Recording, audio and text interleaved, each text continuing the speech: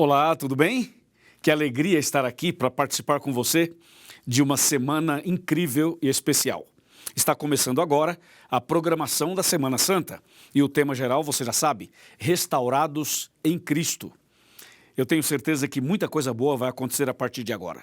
Prepare o seu coração, reúna a sua família, esteja preparado, porque nós vamos abrir a Bíblia Sagrada para falar de coisas tão especiais que seguramente vai fortalecer a sua fé, a sua caminhada e, sobretudo, preparar você para a grande volta de Cristo Jesus.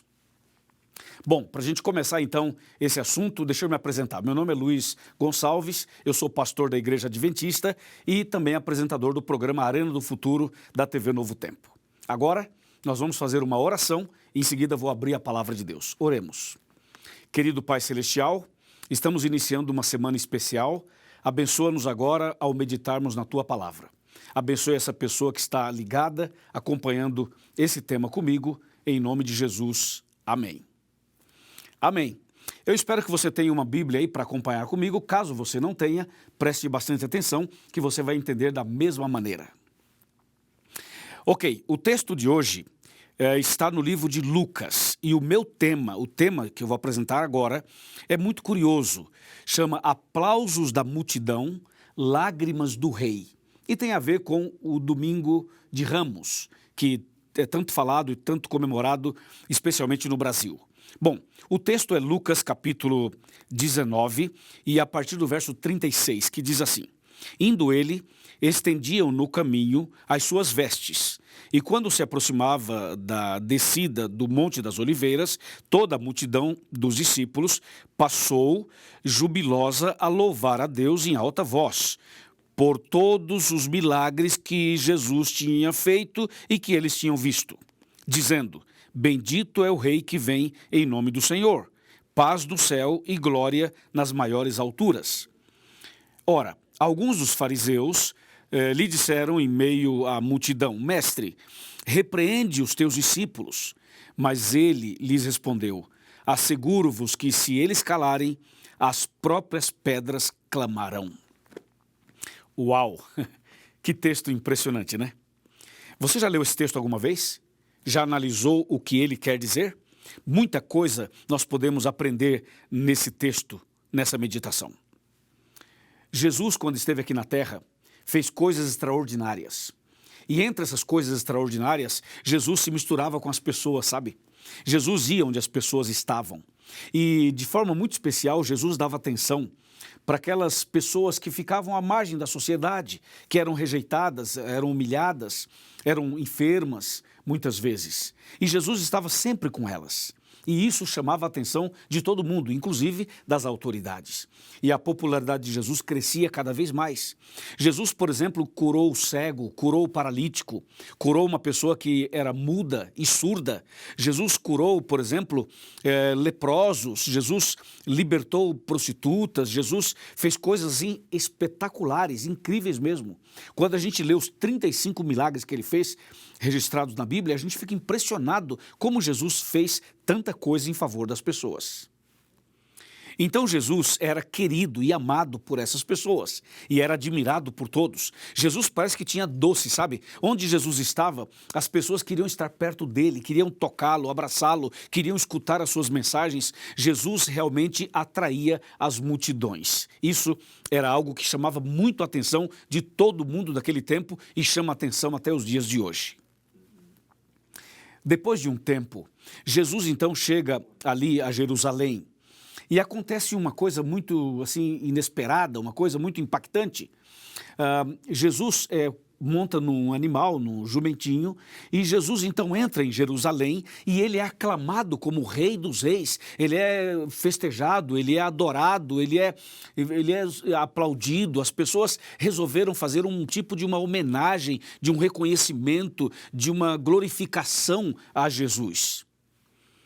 Só que tudo isso que aconteceu com Jesus na entrada triunfal ali, nesse momento especial, as pessoas colocaram no chão ramos, roupas, colocaram uma série de objetos, preparando o caminho para que Jesus pudesse entrar montado no jumentinho. Mas o que impressiona bastante era que aquelas pessoas que estavam fazendo isso eram pessoas na visão da sociedade, assim, eram pessoas consideradas impróprias, entre aspas. Porque normalmente, quando um rei é homenageado, quando uma pessoa famosa é reconhecida, acontece uma cerimônia assim com mais pompa, né? Com carros, com aviões, com desfiles, com roupas uniformizadas, ou seja, uma coisa diferenciada. Mas nesse caso aqui, não. Nesse caso aqui, Jesus, quando ele faz a entrada triunfal em Jerusalém, acontece que as pessoas que estavam ali, os seus discípulos, seus admiradores, seus seguidores, eram pessoas assim, ali tinha um ex-cego, uma ex-prostituta, ali tinha um ex-mudo, ali tinha um ex-paralítico. Ali no meio daquelas pessoas, haviam pessoas assim, por exemplo, uma viúva, uma pessoa que foi tocada, que foi abençoada, que foi curada, que foi ressuscitada. Ou seja, tinha pessoas ali com histórias impressionantes que Jesus atendeu, que Jesus abençoou, que Jesus mudou a vida delas, mudou a história delas. E elas estavam ali reconhecendo a Jesus e demonstrando todo o carinho, amor e louvor que Jesus merecia. Você sabe que nós temos que louvar a Deus sempre, porque Deus é maravilhoso conosco, não é mesmo? Deus tem sido maravilhoso com você, não tem?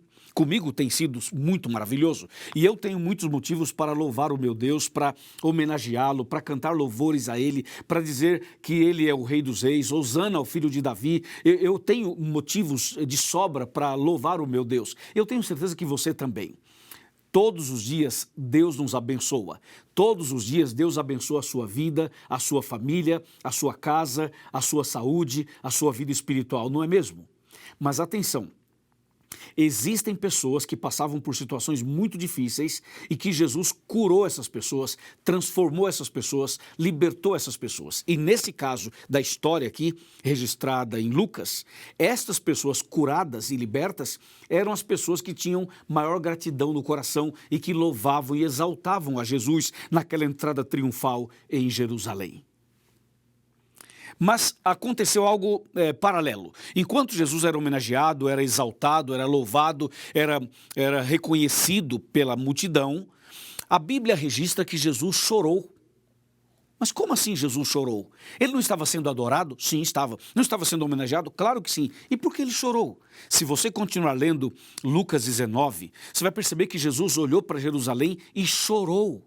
E disse: Jerusalém, Jerusalém, que matas os profetas e aqueles que te são enviados.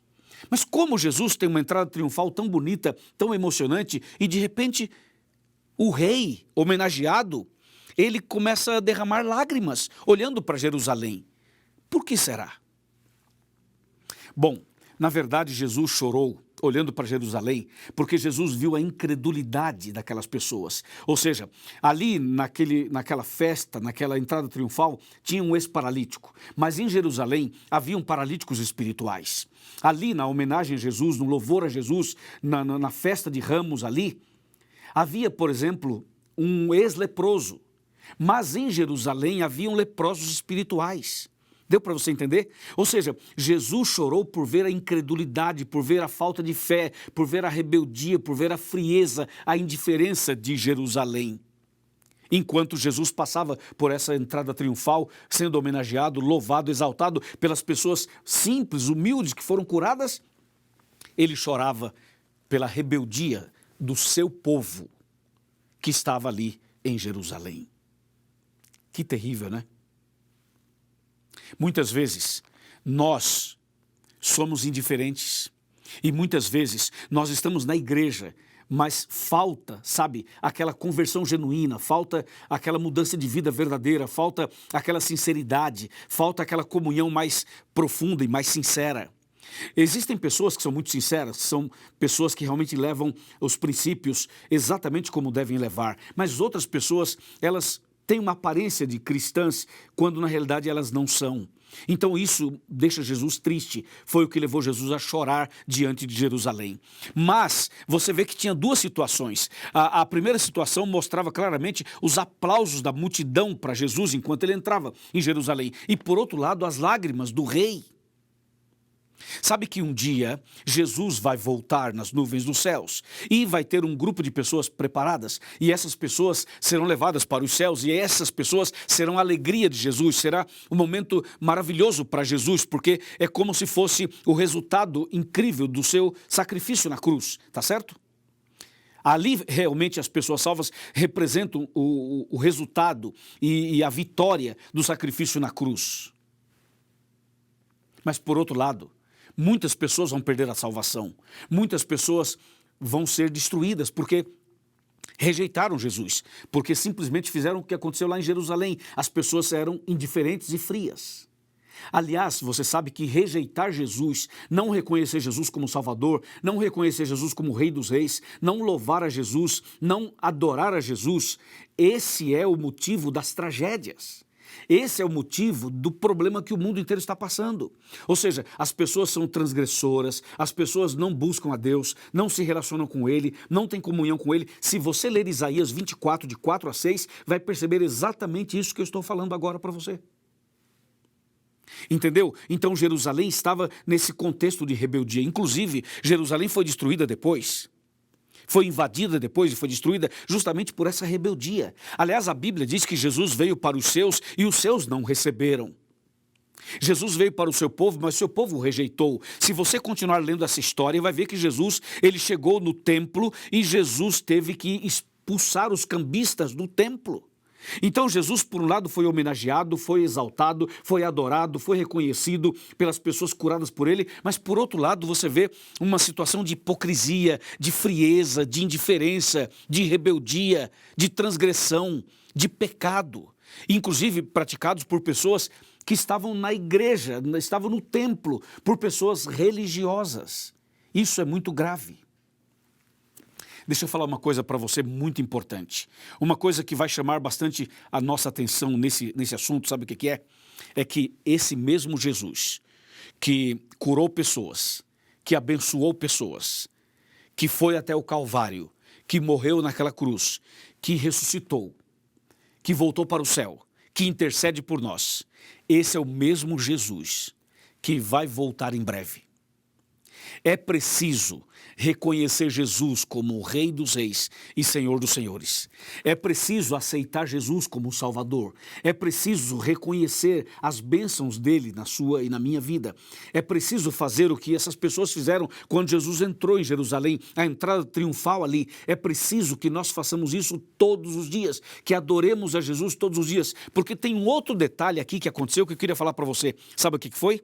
Foi o seguinte: algumas dessas pessoas que exaltaram Jesus na entrada triunfal, algumas dessas pessoas que aplaudiram Jesus e valorizaram Jesus como o Rei dos Reis, entrando em Jerusalém, algumas dessas pessoas também estavam no meio da multidão que, com o punho cerrado, gritaram: crucifica-o, crucifica-o. O que eu quero dizer com isso é que nem todo mundo que está na igreja vai ser salvo, nem todo mundo que tem uma Bíblia na mão vai para o céu, nem todo mundo que um dia aceitou Jesus vai ser salvo, porque não basta você aceitar Jesus, é preciso que você permaneça em Cristo. Não basta que você frequente uma igreja, você precisa ter uma vida de comunhão com Ele, adorá-lo todos os dias e reconhecê-lo todos os dias. Aquele que anda com Jesus e reconhece Jesus como Senhor, como Salvador, que aceita na vida Jesus como Senhor e Salvador, aquele que tem uma vida de louvor a Deus, que anda com Deus, essa pessoa vai reconhecer Jesus quando ele voltar nas nuvens dos céus. Vai reconhecer Jesus como nosso Salvador naquele dia e essa pessoa vai para o céu com ele. Amém? Você entendeu? Jesus deseja restaurar você, deseja restaurar no seu coração esse princípio de reconhecimento, de adoração, de comunhão com Ele. E eu quero convidar você hoje a vir comigo para essa jornada, para essa caminhada durante toda a semana. Amanhã teremos um outro tema importante e cada dia dessa semana teremos um tema importante e um tema está ligado ao outro. Nós vamos crescendo e você vai ver que no final a nossa vida será restaurada em Cristo. Cristo vai restaurar a sua vida, o seu coração, a sua casa, a sua família. Jesus vai abençoar você como Ele abençoou aquelas pessoas que foram curadas e depois essas pessoas foram e exaltaram e louvaram o nome dEle. Esta semana Jesus quer fazer isso na sua vida, na sua casa, na sua família. Amém? E para Jesus não existe impossível. Não existe impossível para Jesus. Aquilo que para você é impossível, para Ele não é. Ele tem poder para curar, poder para perdoar, poder para restaurar, poder para reconciliar. Ele tem poder para fazer em você e através de você coisas que o ser humano jamais poderia imaginar. O que você precisa fazer hoje é crer nele, abrir seu coração, entregar sua vida para Ele e confiar plenamente nele.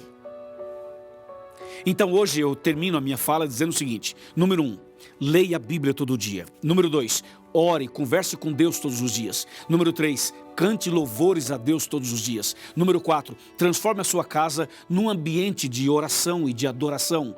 Faça da sua casa aquele ambiente por onde Jesus passou ao entrar de forma triunfal em Jerusalém.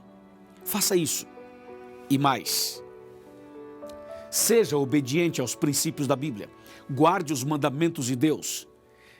E dessa maneira, com seu coração aberto, entregando sua vida a Jesus, você será restaurado em Cristo Jesus. Amém? Você aceita? Vamos fazer isso? Vamos andar dessa maneira? Vamos dar esses passos que Deus deseja que demos? Se você concorda comigo, levante a sua mão. Se você concorda, vou repetir, se você concorda comigo que precisa ler a Bíblia todo dia, orar todo dia, cantar louvores a Deus todos os dias, adorar a Deus todos os dias, entendeu? Transformar sua casa num local de adoração a Deus. Se você deseja ter uma vida de obediência a Ele, abrir seu coração, deixar Jesus entrar na sua vida e fazer uma mudança total, se você deseja isso, levante a sua mão. Levante a sua mão dizendo: pastor, eu concordo com isso, eu creio nisso, eu aceito isso, porque eu quero ser restaurado em Cristo. Se você assim deseja, levante a sua mão e feche os seus olhos, porque eu vou fazer uma oração por você agora. Oremos. Querido Pai Celestial, muito obrigado por essa mensagem, muito obrigado porque Jesus é maravilhoso, muito obrigado porque Jesus toca o nosso coração, muito obrigado porque Jesus quer entrar em nosso coração, porque Jesus deseja mudar nossa vida. E nesse momento, Senhor, eu venho em nome de Jesus pedir uma bênção para essa pessoa que ora comigo, para esse homem, essa mulher, esse casal, esse jovem, essa família. Senhor, traga a tua bênção para as pessoas que estão sofrendo, que estão enfermas, que estão internadas, que estão entubadas, que estão precisando agora de um conforto, de um consolo, de um toque especial do Senhor. Meu Deus, eu como pastor, em nome de Jesus, eu te suplico, abençoa esta pessoa agora e aceita a decisão dela a partir de hoje e para sempre, em nome de Jesus. Amém.